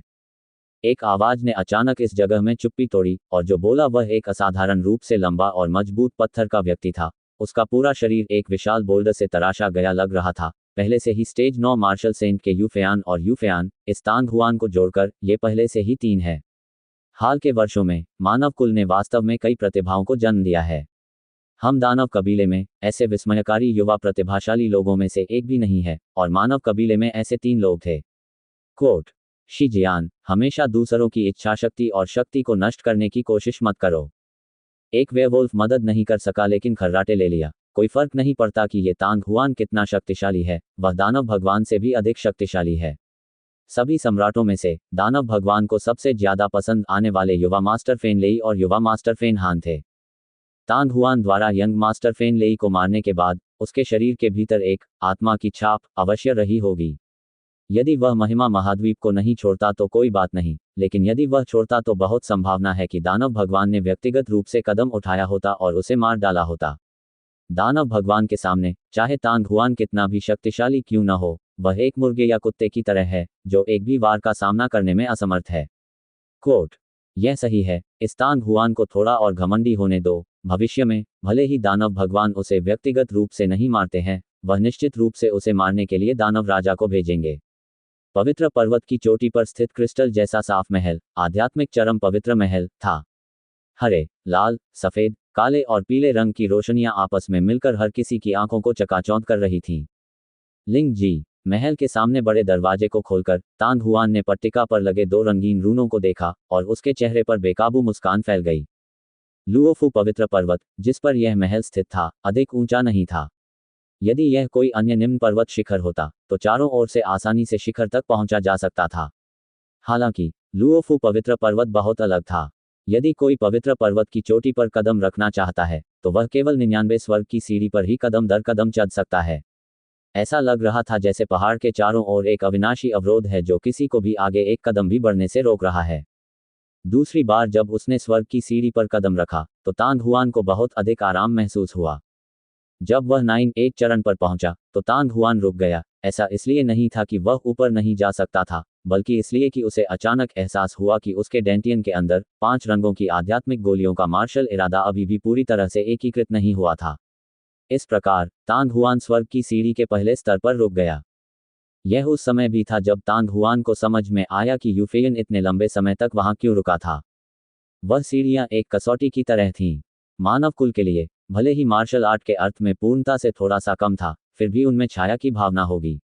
यदि तियान कबीले के युवा योद्धा 9 चरण तक पहुंच सकें तो ये भी वैसा ही होगा। यदि वह इसे नजरअंदाज कर दे तो निस्संदेह वह शिखर तक चढ़ने में सक्षम हो जाएगा। हालांकि वह ऐसा अवसर चूक जाएंगे। ये थोड़ा अफसोस की बात थी क्योंकि हर किसी के पास केवल यही एक मौका था। आत्मिक बीज प्राप्त करने के बाद वह स्वर्ग की सीढ़ी पर चढ़ नहीं सका। तान हुआन ने अपने दिल को शांत किया और सीढ़ियों पर प्रशिक्षण पर ध्यान केंद्रित किया। 5 रंगों वाली आध्यात्मिक गोलियों के अंदर मार्शल अवधारणा अधिक शुद्ध और सघन हो गई। जब तान हुआन को लगा कि अब उसकी सैन्य मंशा में कोई दोष नहीं रह गया है, तो उसने अपना अंतिम कदम उठाया और लुओफू संत पर्वत की चोटी पर कदम रख दिया। मुझे आश्चर्य है कि वह आत्मिक बीज कैसा दिखता है। तान हुआन का दिमाग तेजी से चलने लगा और यू फेयन ने जाने से पहले जो शब्द कहे थे वे उसके दिमाग से गुजर गए, और फिर उसने खुद को केंद्रित किया और महल में कदम रखा। अगले ही पल तान हुआन को अपने पूरे शरीर में एक सौम्य आभा का एहसास हुआ और फिर वह एक इंद्रधनुषी रंग के स्थान में फंस गया। हवा में किसी चीज के फटने की हल्की सी आवाज उसके कानों में पड़ी। तान हुआन ने लगभग सहज प्रतिक्रिया व्यक्त की और उसे अपनी हथेली में पकड़ लिया। इसके बाद उसने नीचे देखा तो उसकी दाहिनी हथेली में एक सुंदर मोती दिखाई दिया, जो 5 अलग अलग रंगों से मिश्रित था और एक अंडे जितना बड़ा था। झनकार! तो ये आत्मिक बीज है। तान हुआन का दिल धड़क उठा और उसने ध्यान से उसका नाप लिया।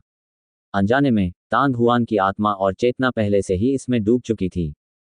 तान हुआन को एक लंबी और विशाल आकृति दिखाई दी। उसकी हथेली के ऊपर ज्वाला का एक छोटा सा गोला लगातार जल रहा था, लेकिन जैसे जैसे ज्वाला जलती जा रही थी, उसकी हथेली के भीतर धूल जमा होती जा रही थी। जैसे जैसे लपटें कमजोर होती गईं, उसकी हथेली पर धूल का ढेर दिखाई देने लगा। धूल और गंदगी लगातार संघनित होकर एक छोटे पहाड़ का रूप ले लेती है और पहाड़ के भीतर अजीब अजीब चट्टानें बनने लगती हैं। इसके बाद पत्थर से पानी की अधिक धारें रिसने लगी और छोटा पहाड़ नम हो गया। इसके तुरंत बाद पहाड़ की वनस्पति के भीतर से कुछ चिंगारियां निकली और जल्द ही प्रचंड आग में बदल गईं। वास्तव में पूरा पर्वत जलकर राख हो गया था, और जब लपटें बुझ गईं तो वनस्पति धूल में बदल गई और पर्वत और भी बड़ा हो गया। पलक झपकते ही हजारों वर्ष बीत गए। उसकी हथेली के भीतर का छोटा सा पर्वत पहले ही एक संसार बन चुका था। उस संसार में ऐसा प्रतीत होता था मानो असंख्य जीव जंतु प्रजनन कर रहे हों। उसकी हथेली की एक पकड़ से दुनिया गायब हो गई। सारा जीवन पिघल गया, लेकिन शीघ्र ही वह हाथ पुनः खुल गया और एक नई दुनिया का निर्माण हुआ।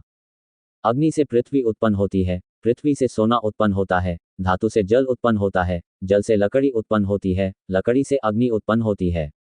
5 तत्व प्रवाहित हुए, विकसित हुए और विश्व का निर्माण हुआ। ये 5 तत्व दाव है, स्वर्ग और पृथ्वी का दाव। अचानक तान हुआन के मन में एक आवाज गूंजी और वह आकृति तुरंत गायब हो गई। इसके स्थान पर तान हुआन के हाथ में इंद्रधनुषी मोती आ गया। उस आवाज में अतुलनीय रूप से मजबूत इच्छा शक्ति थी, जो तान हुआन की आत्मा पर लगातार हमला कर रही थी। उस समय तान हुआन की आंखों में इंद्रधनुषी रंग का मन का एक अत्यंत मजबूत आकर्षण छोड़ रहा था, जिसके कारण तान हुआन की इच्छा हुई कि वह तुरंत इसे अवशोषित कर सके और परिष्कृत कर सके और इसे अपने शरीर में समाहित कर सके। तान हुआन ने अपनी मुट्ठी बार बार कसकर बंद की और फिर छोड़ दी। काफी देर के बाद तान हुआन अचानक मुस्कुराया और अपने आप से धीरे से कहा, 5 तत्व दाव, स्वर्ग और पृथ्वी दाव मेरे दाव हैं, लेकिन यह आत्मा बीज मेरा नहीं है। उसके हाथ की एक हल्की लहर से बहुरंगी मनका उसके हाथ से छूट गया। एक क्षण बाद तान हुआन ने अस्वीकृति की एक कोमल शक्ति महसूस की और उसकी दृष्टि के दायरे में एक शानदार रोशनी चमक उठी और उतार चढ़ाव करने लगी। एक अज्ञात समयावधि के बाद तान हुआन के पैर जमीन पर पड़ चुके थे और उसकी दृष्टि एक बार फिर स्पष्ट हो गई थी। तुरंत ही उसे पता चला कि वह पहले से ही लुओफू सेंट पर्वत की तलहटी में था। तान हुआन के सामने अभी भी 99 स्वर्ग की सीढ़ी खड़ी थी। स्वर्ग की सीढ़ी पर कई आकृतियां पैर मोड़कर बैठी थीं और 5 तत्वों की आभा उनके चारों ओर घूम रही थी। तो यह ऐसा ही है। स्वर्ग की सीढ़ी की ओर देखते हुए तान हुआन की आंखों में एक एहसास भरी मुस्कान तैर गई। जब एक्सट्रीम स्पिरिट पैलेस ने स्पिरिट सीड प्राप्त कर लिया, तो चाहे प्रलोभन कितना भी बड़ा क्यों न हो, उन्हें अपना संकल्प बनाए रखना था और थोड़ा भी विचलित नहीं होना था। ये शब्द यू फेयान के मुंह से निकले। इस समय तान हुआन को अंततः समझ में आया कि उसने उससे ये शब्द क्यों कहे। हर बार जब कोई व्यक्ति चरम आत्मा महल में प्रवेश करता था, तो उसे जो आत्मा बीज प्राप्त होता था, वह उस व्यक्ति के अनुसार बदल जाता था जिसमें वह था। प्रत्येक आत्मिक बीज समझ का एक रूप था। यह अज्ञात है कि ये समझ किसने छोड़ी। उन अंतर्दृष्टियों में उन लोगों की इच्छा शक्ति पाई जा सकती है। आत्मिक बीज के साथ विलय करना आत्मिक बीज के भीतर इच्छा को विलय करने के समान था। यदि वह इसी प्रकार साधना करता रहा, तो एक बार जब वह 9वें चरण के मार्शल संत तक पहुंच गया, तो उसकी आत्मा पर संभवतः बहुत अधिक प्रभाव पड़ेगा और यहां तक कि इच्छा शक्ति द्वारा आत्मसात भी हो सकता है। क्या उस समय भी उसे वही माना जाएगा? इस तरह का आत्मिक बीज, अगर आप इसे नहीं चाहते तो भी कोई बात नहीं। तांग हुआन मन ही मन मुस्कुराया। यू फेयन को भी उनके जैसा ही चुनाव करना चाहिए था।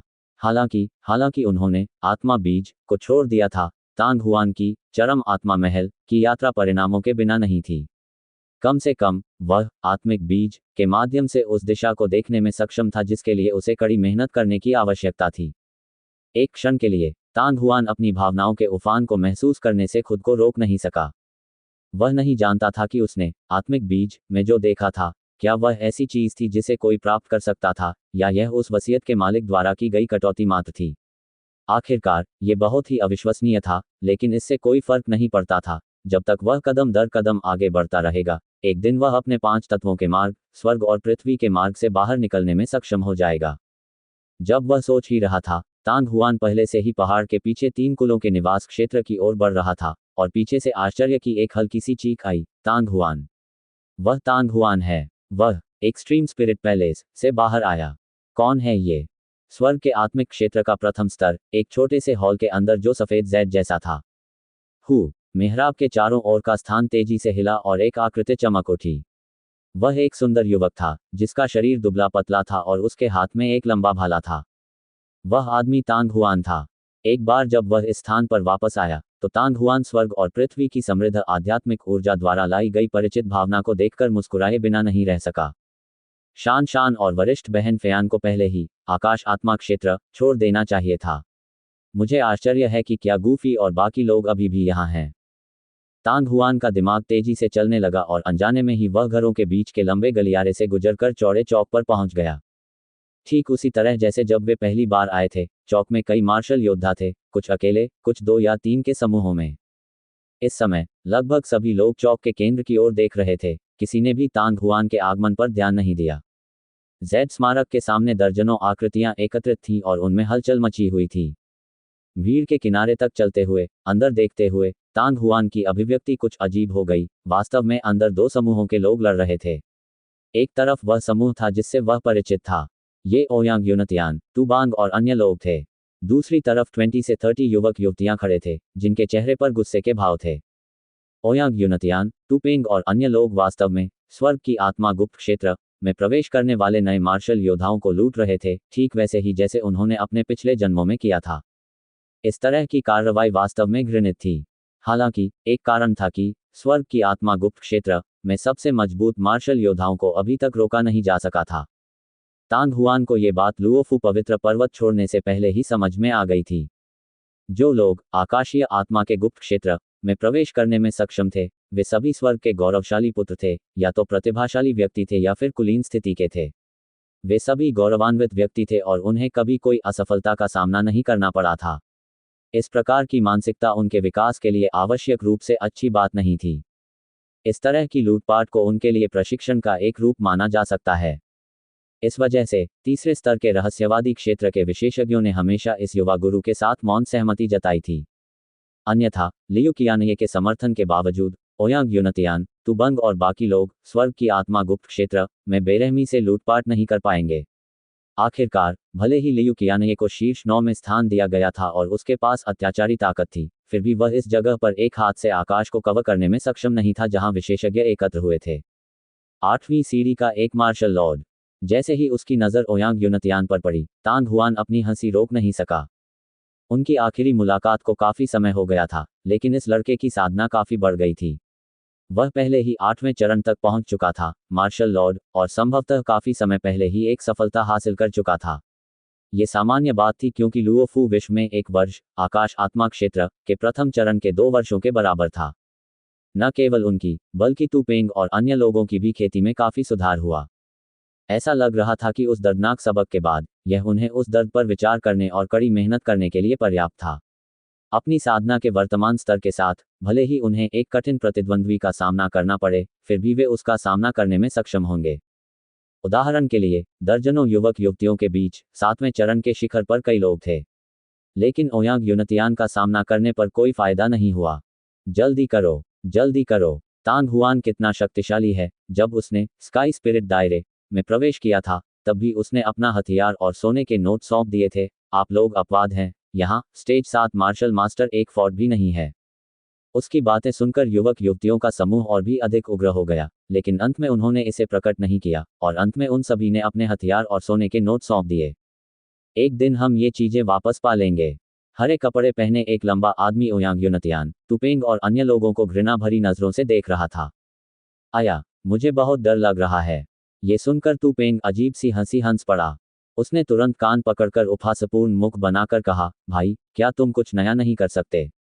इस तरह आपके बड़े ने ये अनगिनत बार सुना है और जल्द ही आपके कानों पर कठोरपन आ जाएगा।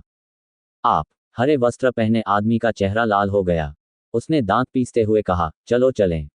फिर अपने हाथ की एक लहर के साथ लोगों का समूह गुस्से में घूम गया, लेकिन ठीक उसी समय एक तेज तर्रार युवक ने अचानक तांग हुआन पर एक नजर डाली, जो समूह के बाहर खड़ा था, और चिल्लाए बिना नहीं रह सका, क्या आप लोगों ने नहीं कहा था कि सभी के हथियार सौंप दिए जाने थे? वह उन्हें कैसे पकड़ सकता है? क्या कोई और नया खिलाड़ी है? तुपेंग ने अपनी छाती फुलाकर एक भयावह हंसी निकाली, युवक की आंखों की दिशा का अनुसरण करते हुए। जैसे ही उसकी नज़र तांग हुआन के चेहरे से टकराई, उसकी भयावह मुस्कान जम गई। ओयांग यूनतियान और बाकी लोगों ने भी तांग हुआन के अस्तित्व को देखा और उनके चेहरे पर अभिव्यक्ति तुरंत अत्यंत अद्भुत हो गई। भाई तू, बहुत बढ़िया। तांग हुआन मुस्कुराया और आगे बढ़कर तू बांग के कंधे पर थपथपाया। नहीं, नहीं, मैं ये पता नहीं चल पाया कि वह रो रहा था या हंस रहा था, लेकिन तांग हुआन की हथेली के हर थपथपाहट के साथ उसका शरीर थोड़ा छोटा होता जा रहा था। जब तक तांग हुआन ने अपनी हथेली वापस खींची, वह पहले से ही जमीन पर घुटने टेकने वाला था। जब उन्होंने ये दृश्य देखा, तो हरे कपड़े पहने आदमी और अन्य लोग एक दूसरे को देखने लगे, उनके चेहरे घबराहट और विस्मय से भर गए। अभी कुछ क्षण पहले अत्यंत अहंकारी तुबांग ने जब इस युवक को लंबे भाले के साथ देखा तो उसकी स्थिति ऐसी हो गई जैसे एक चूहे को बिल्ली दिखाई दे गई हो। भाई ओयांग, आप कैसे हैं? तांग हुआन ने ओयांग यूनतियान की ओर अपने हाथ बढ़ाए और मुस्कुराया। बड़े भाई, मैं इसे तुरंत उन्हें लौटा दूंगा। कोट। ओयांग यूनतियान बेहद शर्मिंदा था। उसके चेहरे पर पड़े निशान मुड़ गए और अप्रत्याशित रूप से एक मुस्कान प्रकट हो गई जो रोने से भी अधिक बदसूरत थी। पिछली बार जब उन्होंने तांग हुआन को लूटा था, तो उनकी पिटाई की गई थी, और परिणामस्वरूप उन्होंने लगन से खेती करना शुरू कर दिया। अब जबकि उनकी खेती बहुत बढ़ गई थी और वे आगे बढ़ने के लिए तैयार नहीं थे, वे अपने पुराने व्यवसाय में लग गए, लेकिन उन्होंने यह उम्मीद नहीं की थी कि पहली बार स्थानांतरित होने पर वे तांग हुआन से टकरा जाएंगे। जब हरे कपड़े वाले व्यक्ति और अन्य लोगों ने ये देखा तो वे और भी अधिक आश्चर्यचकित हुए। इसके अलावा स्वर्गीय आत्मा सूची में उसके स्थान को देखते हुए वह वास्तव में बहुत शक्तिशाली था। इसके अलावा ये भी कहा गया कि उनके समर्थक लियू कियानये थे, जो शीर्ष 9वें स्थान पर थे। हालांकि इस भालाधारी व्यक्ति के सामने उसका प्रदर्शन तुबंग से कोई बेहतर नहीं था। यह आदमी वास्तव में कौन है? क्या वह स्वर्गीय आत्मा सूची में लियू कियानये से भी उच्च रैंक वाला विशेषज्ञ हो सकता है? कोई जरूरत नहीं, आप जो चाहें कर सकते हैं। ये समय पिछले समय से अलग था। तांग हुआन ने स्वाभाविक रूप से उन्हें नहीं रोका और मुस्कुराते हुए तेजी से ओयांग यूनतियान, तुपेंग और अन्य लोगों की ओर चल दिया। बहुत जल्दी तांग हुआन टैबलेट के सामने खड़ा था। यू फेयन अभी भी पहले स्थान पर थे, शान दूसरे स्थान पर थे, लियू कियानये छठे स्थान पर थे, वुयिशन 16वें स्थान पर थे, मेंग जिक्सवान, गोंगशिंग, मो शांग, लू रुई और यहां तक कि तांग लोंग सभी शीर्ष 50 में पहुंच गए थे। गूफी 63 स्थान पर थे। मुझे आश्चर्य है कि इस बार मैं कौन सा रैंक प्राप्त कर पाऊंगा। पलक झपकते ही तांग हुआन की दाहिनी तर्जनी और मध्यमा उंगली पहले ही नीचे आ चुकी थी। 2 फुट वर्गाकार छाप पर लाल आभा तूफानी ढंग से ज्वार की तरह लहरा रही थी। बज़। लगभग उसी समय धरती को हिला देने वाला विस्फोट सुनाई दिया। पत्थर के स्मारक के शिखर पर असंख्य लाल रोशनियां चमक उठी और झरने की तरह नीचे गिरने लगी, तथा तुरंत ही नीचे स्थित पत्थर के स्मारक के पूरे भाग को अपने घेरे में ले लिया। एक क्षण में ही प्लाजा में मौजूद सभी लोगों की नजरें दूसरी ओर घूम गईं। तीसरा स्थान, तांग हुआन। तांग हुआन, वह तांग हुआन है। कोट। वास्तव में वह कुछ ही समय में तीसरे स्थान पर पहुंचने में सफल हो गया। कोट। कुछ देर की खामोशी के बाद एक आश्चर्य की चीखें उठने लगीं। विशेष रूप से वे मार्शल योद्धा जो अभी अभी आकाश आत्मा गुप्त क्षेत्र में प्रवेश कर रहे थे, वे इतने सदमे में थे कि उनकी आंखें लगभग बाहर निकल आईं। वे सभी गुप्त रूप से भालाधारी व्यक्ति की पहचान का अनुमान लगाने की कोशिश कर रहे थे, लेकिन उस समय वे उसे अफवाहों में बताए गए तांग हुआन से नहीं जोड़ पाए थे। उसने उम्मीद नहीं की थी कि तांग हुआन ऐसा दिखेगा। वह वास्तव में बहुत युवा था और ऐसा कहा जाता था कि वह 20 साल का भी नहीं था। वह भाई लियू से भी लंबा है। ओयांग यूनतियान, टूपेंग और अन्य लोगों ने भी एक दूसरे की ओर देखा, उनकी आंखें अवर्णनीय आश्चर्य से भरी हुई थीं। उन्होंने मूल रूप से अनुमान लगाया था कि तांग हुआन शायद शीर्ष 9 में जगह बनाने में सक्षम होगा। आखिरकार, कुछ दिनों पहले लुओफू दुनिया से गुप्त क्षेत्र में लौटे मार्शल योद्धाओं द्वारा लाई गई जानकारी के अनुसार उसने 7 शानदार स्टार प्लेट से एक सूर्य आत्मा शरीर को संघनित किया था। नौसिखियों को आकाश आत्मा गुप्त विमान की स्थिति के बारे में पता नहीं था। वे इस बारे में बहुत स्पष्ट थे। शीर्ष रैंक वाले यूफेयान और दूसरे रैंक वाले शान शान पहले ही स्वर्गीय आत्मा क्षेत्र छोड़ चुके थे, लेकिन उनके नाम अभी तक स्वर्गीय आत्मा सूची से गायब नहीं हुए थे। इसका मतलब ये था कि तांग हुआन, जो तीसरे स्थान पर था, पहले से ही स्वर्ग की आत्मा गुप्त क्षेत्र के भीतर वास्तविक नंबर 1 विशेषज्ञ था। न केवल यह आकाशीय आत्मा क्षेत्र था, बल्कि लुओफू विश्व के 3 कुलों के सभी युवा विशेषज्ञों को शामिल करने के बाद भी तांग हुआन नंबर 1 बनने के लिए पूरी तरह से योग्य था। तीसरा, तांग हुआन ने ऊपर देखा और उसके चेहरे पर मुस्कान आ गई। ये रैंकिंग पूरी तरह से उनके अनुमान के अनुरूप थी। उन्होंने अनुमान लगाया कि उनकी असली ताकत यूफेयान की तुलना में थोड़ी कमजोर थी, लेकिन यह शान शान के बराबर ही होनी चाहिए। हालांकि स्वर्गीय आत्मा की सूची में उनसे आगे निकलने की उसे ज्यादा उम्मीद नहीं थी। तांग हुआन की उन दोनों के बारे में समझ के अनुसार, भले ही वे चले जाएं, वे निश्चित रूप से स्वर्गीय आत्मा सूची में एक दूसरे के खिलाफ प्रतिस्पर्धा करेंगे। इसलिए स्वर्गीय आत्मा सूची में उनकी रैंकिंग निश्चित रूप से उनके सबसे शक्तिशाली वास्तविक क्यूई का वजन रखती है। जब उनके नाम गायब हो गए, तो तांग हुआन ने अनुमान लगाया कि वे कुछ दिनों के लिए स्वर्गीय आत्मा सूची में पहले स्थान पर रहेंगे। बेशक, अगर तांग हुआन बाकी समय के लिए आकाश आत्मा क्षेत्र में रहा और यूफेयान और शान शान ने फिर से प्रवेश नहीं किया, तो शायद कोई भी मार्शल योद्धा नहीं होगा जो उससे आगे निकल सके। वास्तव में, यदि तांग हुआन अब मार्शल सेंट तक पहुंचने में सफल हो जाता है, तो उसके पास शान शान और यूफेयान को पीछे छोड़ने और सूची में शीर्ष पर पहुंचने का आत्मविश्वास होगा। हालांकि ऐसा करने का कोई मतलब नहीं था। तांग हुआन ने फिलहाल अपने कौशल को निखारना जारी रखने का निर्णय लिया। जब सही समय होगा, तो उसे जानबूझकर मार्शल सेंट में जाने की आवश्यकता नहीं होगी। उस समय वह स्वाभाविक रूप से वह अंतिम कदम उठाने में सक्षम होगा। ये सबसे अच्छा होगा। पलक झपकते ही तांग हुआन विशाल स्मारक के पीछे की ओर चला गया, जबकि कई लोग उसे देख रहे थे। तांग हुआन की आकृति को अपनी दृष्टि से ओझल होते देख ओयांग यूनतियान, टूबांग और अन्य लोगों ने राहत की सांस ली। यद्यपि तांग हुआन हमेशा उनसे बात करते समय मिलनसार रहता था, लेकिन उसने जो दमनकारी भावना उन्हें दी वह बहुत बड़ी थी, जिससे उनके दिल कांप उठते थे। मुझे लगता है कि किसी ने अभी कहा कि जब तांग हुआन ने पहली बार गुप्त क्षेत्र में प्रवेश किया था, तो उसने अपने हथियार और सोने के नोट भी उन्हें सौंप दिए थे। हाँ, मैं हंसते हंसते मर जाऊंगा। मैंने वास्तव में कुछ गायों को ऊपर उड़ते हुए देखा। कोट। अचानक एक उपहासपूर्ण आवाज गूंजी, और जब युवक युवतियों का वह समूह बोला, तो उनकी आंखें उपहास और व्यंग्य से भरी हुई थीं। अभी की स्थिति को देखते हुए, जब तांग हुआन ने अभी अभी गुप्त क्षेत्र में प्रवेश किया था, वह कैसे अपने हथियार और सोने के नोट ओयांग यूनतियान और अन्य को सौंप सकता था? कसाई स्पष्टतः डींगे मार रहा था। हालांकि टूपेंग ने कभी नहीं सोचा होगा कि जब वह शेखी बघार रहा था तो तांग हुआन वास्तव में उसके बगल में था, और तूबा की बाद की प्रतिक्रिया उसके लिए अपनी त्वचा में छेद करने के बराबर थी। उस दृश्य को याद करके सभी लोग लगभग हंस पड़े। ओयांग यूनतियान, टूपेंग और बाकी सभी के चेहरों पर बदसूरत भाव थे। विशेषकर टूपेंग, वह शर्मिंदा और क्रोधित था। हालांकि तांग हुआन उनके ठीक पीछे था, इसलिए उन्होंने भड़कने की हिम्मत नहीं की। अंत में वे युवा लड़के लड़कियों के समूह की हंसी के बीच अपना सामान लेकर ही वहां से निकल सके। हालांकि तांग हुआन ने नीचे क्या हो रहा था, इस पर कोई ध्यान नहीं दिया। वह सर्पिल सीढ़ी के रास्ते आगे बढ़ा और शीघ्र ही आत्मिक क्षेत्र के दूसरे स्तर पर पहुंच गया। यदि गूफी अभी भी यहां होता और लुओफू दुनिया में प्रवेश नहीं करता, तो उसने स्वर्गीय फोजिंग शहर में लौटने से पहले विदाई लेने और निकास द्वार के खुलने का इंतजार करने की योजना बनाई थी। ये दुख की बात थी कि उसके पास पर्याप्त समय नहीं था। अन्यथा वह कुछ समय के लिए साधना हेतु कमरा खोजने के लिए रहस्यवादी क्षेत्र के तीसरे स्तर पर जा सकता था। गुप्त क्षेत्र के दूसरे स्तर पर, दूसरी पंक्ति के 15वें स्थान पर, गूफी का कमरा था। जैसे ही वह दरवाजे की ओर बढ़ा, इससे पहले कि तांग हुआन अंदर की स्थिति को देखने के लिए दरवाजा खोल पाता, दरवाजा चुपचाप खुल गया, और किनारे पर खड़ी एक सुंदर आकृति उसकी दृष्टि में आ गई। 1 साल तक उसे न देखने के कारण उसके सुंदर चेहरे से न केवल बचपना गायब हो गया था, बल्कि उसका शारीरिक रूप भी खराब हो गया था। उसके तन कपड़ों के नीचे उसके स्तन उभरे हुए थे, उसकी कमर पतली थी और उसके नितंब उठे हुए थे। उसकी दोनों टांगें एकदम गोल और सुंदर थीं, मानो उनमें अद्भुत लचीलापन हो। वर्तमान गूफी का शरीर सुंदर था और वह काफी हॉट थी।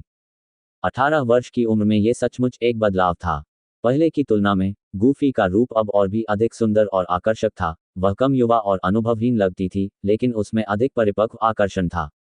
इतना ही नहीं, गूफी की साधना में बहुत तेजी से वृद्धि हुई थी। वह वास्तव में पहले से ही 8वें चरण की मार्शल लॉर्ड थी, लेकिन उसकी क्यूई अभी भी अस्थिर थी। जाहिर है कि उसने अभी अभी सफलता प्राप्त की थी, लेकिन फिर भी अपनी वर्तमान साधना के साथ वह पहले से ही स्वर्गीय आत्मा रैंकिंग के शीर्ष 50 रैंक में प्रवेश कर सकती थी। ये स्वर्ग का आत्मा गुप्त क्षेत्र वास्तव में खेती के लिए एक पवित्र भूमि थी। जब गूफी आया तो वह कमजोर था, लेकिन उसे पहले से ही एक विशेषज्ञ माना जा सकता था। हालांकि यहां आने वाले सभी मार्शल योद्धाओं का प्रदर्शन इतना शानदार नहीं था। जब वह आए तो वह स्टेज 7 मार्शल मास्टर थे, और जब वह कुछ साल बाद बाहर आए तो वह अभी भी स्टेज 7 मार्शल मास्टर में ही थे, उनसे भरे हुए। तांग हुआन, तुम अंततः वापस आ गए।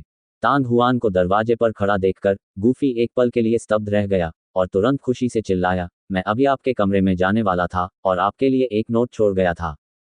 संदेश छोड़ना। तांग हुआन एक पल के लिए शून्य में देखता रहा, तभी उसे एहसास हुआ कि उसके हाथ में एक छोटा सा बंडल था।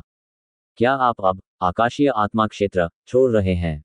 जी हाँ, शस्त्र शोधन पवित्र सभा जल्द ही शुरू होने वाली है। तांग हुआन, क्या आप भी भाग लेने जा रहे हैं?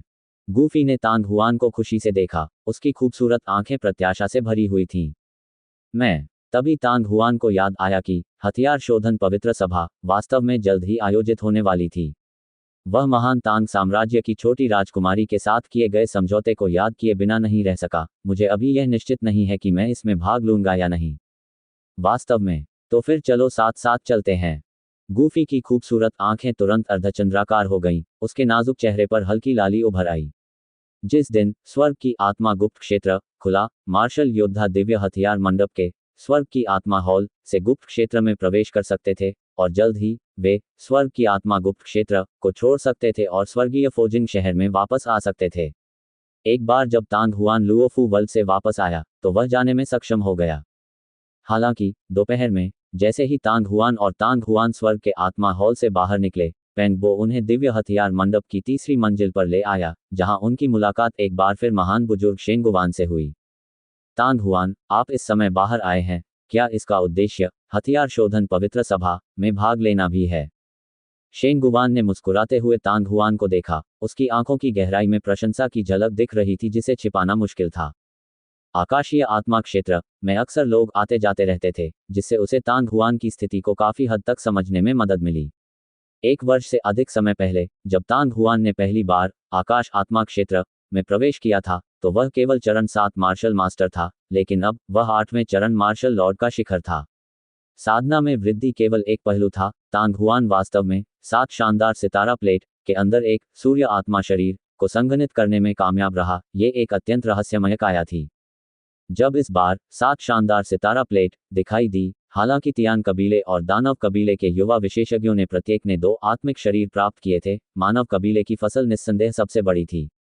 यूफेयन के रेड वांडर आत्मा शरीर और शान शान के एक्सट्रीम यिन आत्मा शरीर के अलावा तांग हुआन के सन स्पिरिट बॉडी को 7 महान आत्मा शरीरों में से पहला माना जा सकता है।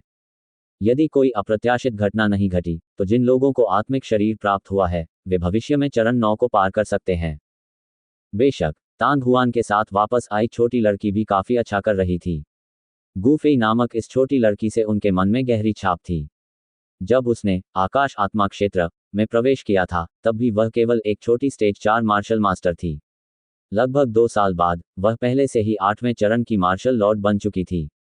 महान कुलगुरु, क्या आपको लगता है कि मैं हथियार शोधन पवित्र सभा में भाग लेने के योग्य हूं? तांग हुआन ने कुछ असहाय भाव से कहा। जब उसे पता चला कि शेंगुवान उससे मिलना चाहती है तो उसने अनुमान लगाया कि शेंगुवान उससे ऐसा सवाल पूछेगी।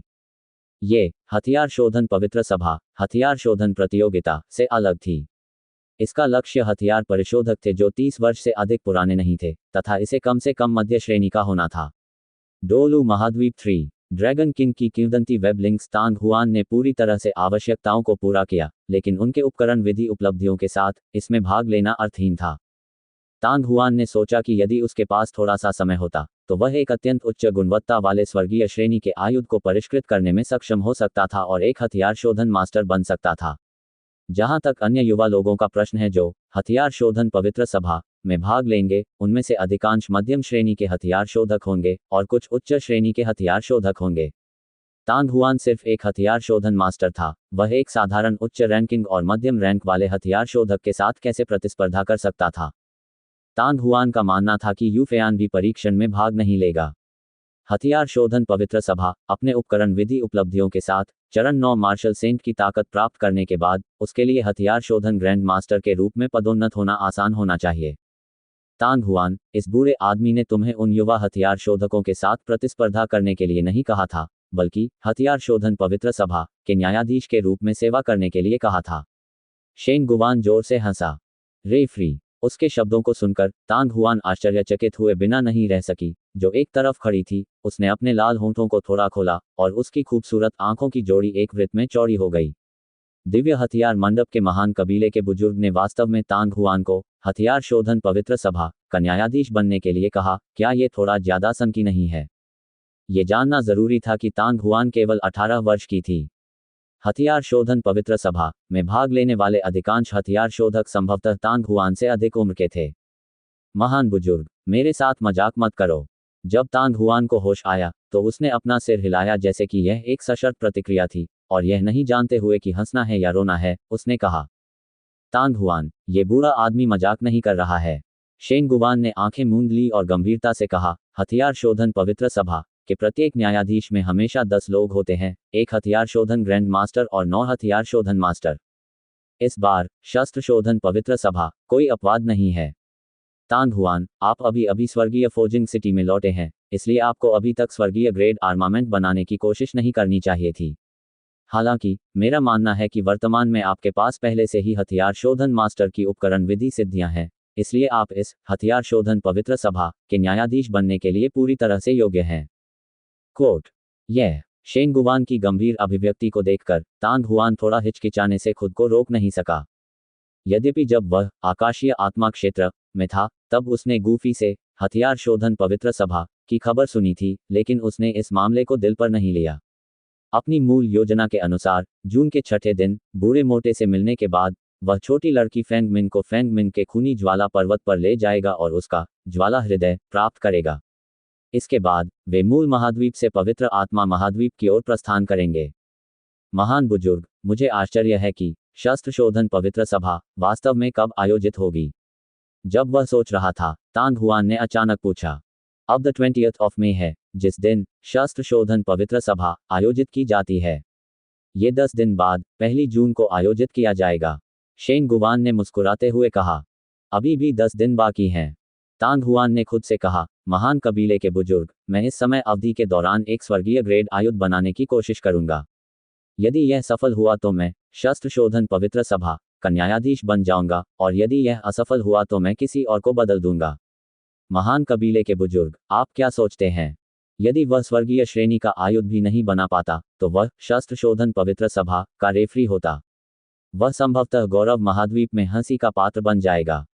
ठीक है, तो फिर ये तय हो गया। शेन गुवान ने ताली बजाई और हंस दिया।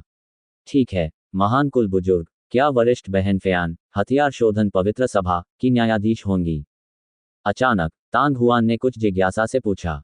यू फेयन की औजार विधि उपलब्धियों के साथ वह निश्चित रूप से हथियार शोधन पवित्र सभा का न्याय करने के लिए पर्याप्त से अधिक होगा।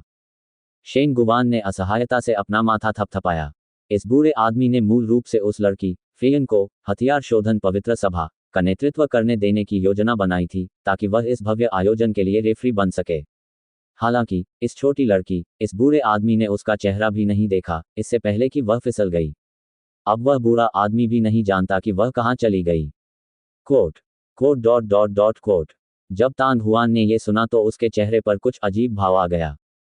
शस्त्र शोधन पवित्र सभा जैसे भव्य आयोजन के आयोजन, जो हर 10 साल में एक बार होता था, के लिए सभी प्रकार के तुच्छ मामलों से निपटने की आवश्यकता थी। यदि कोई उनकी मदद भी करता तो मुख्य अपराधी के रूप में पूरी तरह से परित्यक्त मालिक होना असंभव था। यद्यपि तांग हुआन और यू फेयन की कई बार मुलाकात नहीं हुई थी, फिर भी उन्हें उसके व्यक्तित्व की अच्छी समझ थी। वह निश्चित रूप से हथियार बनाने और विशेषज्ञों के साथ सुझावों का आदान प्रदान करने में बहुत उत्साहित होगी। हालांकि वह शायद ऐसे मामले से निपटने में जरा भी दिलचस्पी नहीं लेगी। संभवतः उसने बहुत पहले ही शेन गुवान की योजना का अनुमान लगा लिया था। यही वजह थी कि वह भाग गई ताकि उससे मिलने के बाद वह मना न कर सके। काफी देर के बाद तांग हुआन और गूफी दिव्य हथियार मंडप से बाहर चले गए। इस समय वह अब अपने सीने में उत्साह को रोक नहीं सकी और कोमलता से बोली, तांग हुआन, तुम हथियार शोधन पवित्र सभा के न्यायाधीश बनने वाले हो। शश। तांग हुआन ने गूफी के लाल होंठों को ढक दिया। ये देखकर कि आसपास कोई नहीं था, उसने आराम किया और उसके हाथों को छोड़ दिया। यह मामला अभी भी अनिश्चित है, कृपया इसे न फैलाएं। यदि यह खबर अब फैलती तो जरूरी नहीं कि यह अच्छी बात होती। आखिरकार वह कोई हथियार शोधन मास्टर भी नहीं था। हाँ हाँ, गूफी ने अपना सिर हिलाया। उसके गाल गर्म हो रहे थे और उसकी आंखें हिल रही थीं। वह शर्मिंदा लग रहा था।